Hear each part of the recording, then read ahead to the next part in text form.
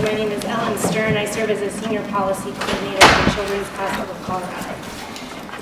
I'm here today to make sure that we continue the critical child safety components of the retail marijuana code under House Bill 1261. Since marijuana became legal in Colorado, Children's has worked very closely with many in this room to make sure that we have adequate safeguards in place to keep children and youth healthy and safe. I wanted to give a quick report on how we're doing as a state. We're often asked at Children's how our data looked for unintentional ingestion. In 2014 through June 2015, there were 37 emergency department visits and 15 hospitalizations for children under age 9 with exposure to marijuana. The highest rates were actually for the population over age 9.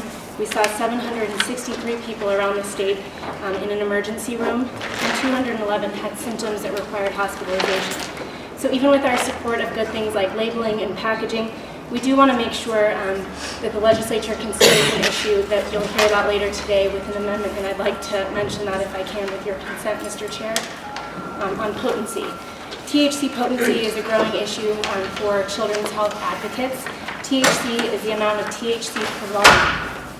THC is the primary psychoactive ingredient in marijuana. This means that a higher concentrated amount of THC can lead to, if you take a low dose of it, more THC in your system. And this higher concentrate can translate into potentially more dangerous effects in smaller doses. We support an amendment that will be brought here later today to make sure that DORA, as part of their sunset review process, evaluates the information and research that we know is currently lacking.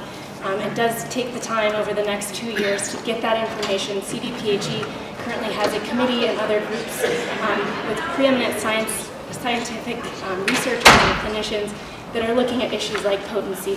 So we think it's prudent on the legislature to make this part of the next sunset review. Thank you, Ms. Stern. Questions for Ms. Stern?